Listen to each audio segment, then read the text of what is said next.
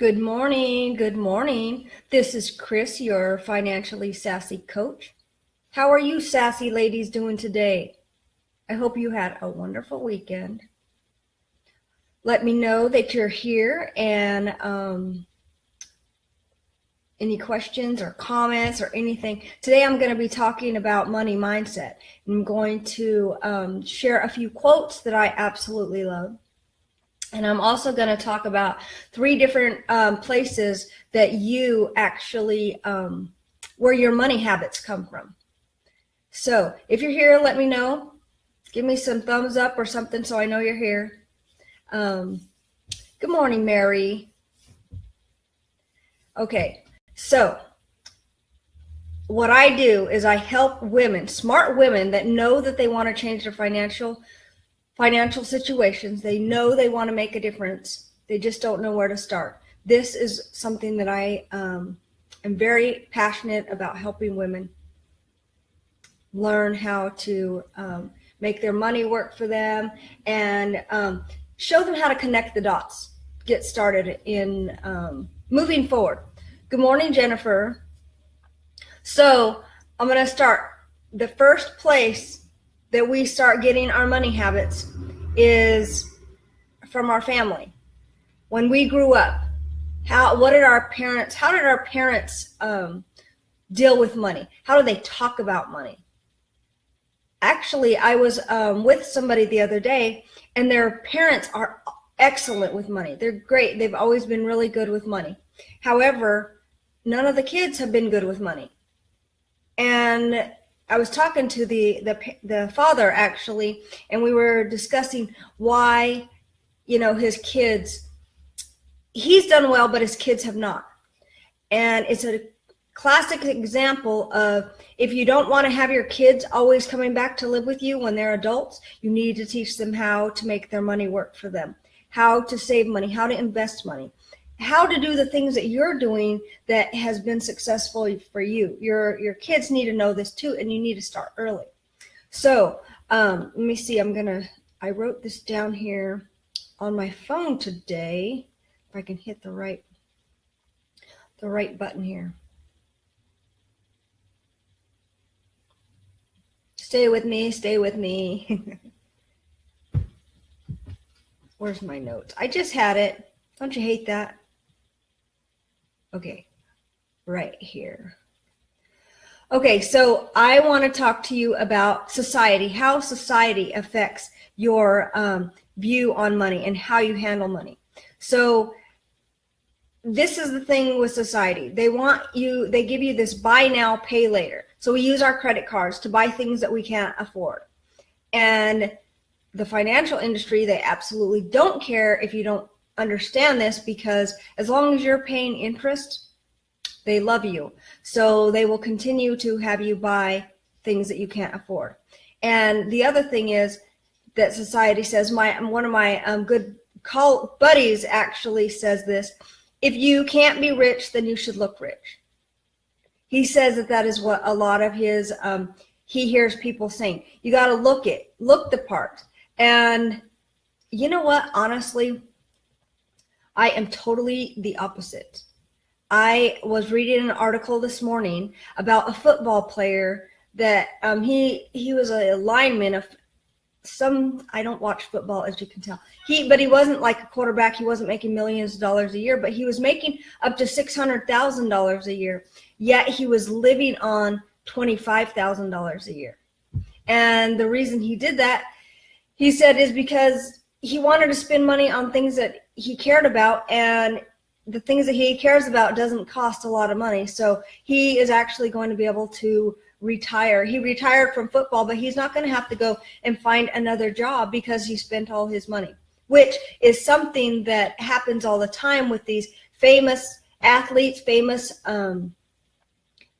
actors. They make a lot of money, but they don't know what to do with it, so they spend it all. And that can come from our family, because that's one of the things that you hear them say, money is made to be spent. Parents say that a lot. And then there's also, money doesn't grow on trees. These are things that affect the way we deal with money. We may not realize it, but it really is affecting us to this day.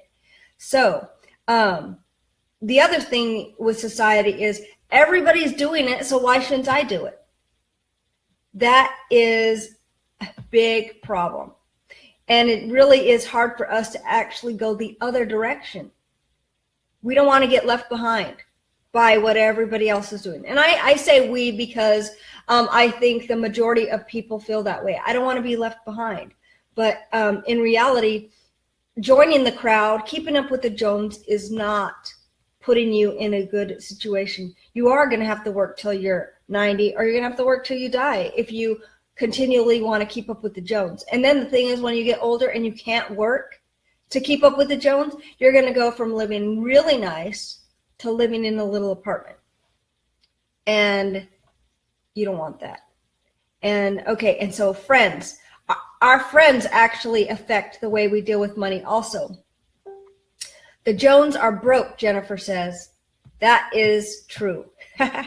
Actually, the Jones are, have you seen the new Verizon, is it Verizon? I think it's Verizon, commercial about keeping up with the Jones. Everybody is trying to keep up with the Jones, and I think it was for like the cable. Let's see what Mary said. My family were frugal as they didn't have a lot. Didn't talk much about money. Led by example, worked extra jobs so they wouldn't need to take on debt for things they wanted or needed.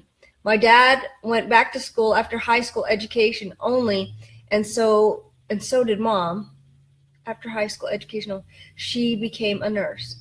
So yes, that's great that you had parents that, you know, you were able to follow what they were doing. That I was actually fortunate enough for that to be the case for myself also. I want to talk to you about friends. Have you heard this saying about show me the friends that you hang out with and I can pretty much tell you about you? If you hang out with 4 broke people, you're going to probably end up being the 5th broke person, because we behave, it seems like we behave like the people we hang out with. And have you ever heard the saying about the crabs? Like the crabs trying to get out of a bucket.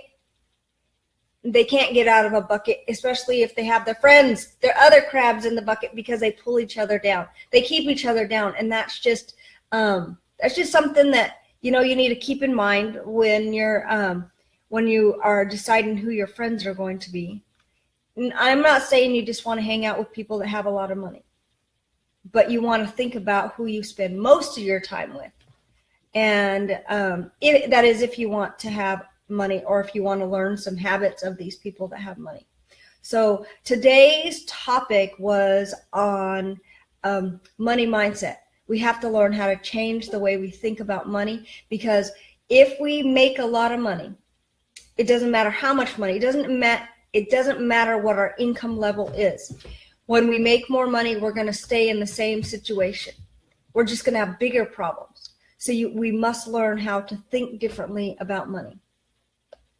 So I am Chris, your financial coach, and I want you to please leave me any questions. If anybody's looking for some help and wants to know where they need to get started, they know they need to change, but they don't know where to get started, please reach out, and I would love to give you a one-on-one coaching session, maybe just to hear where you're at, where you want to go, and see if I can give you some next steps that you need to take.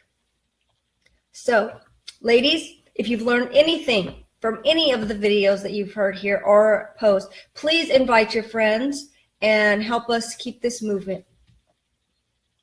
Have a good day. Have a good week.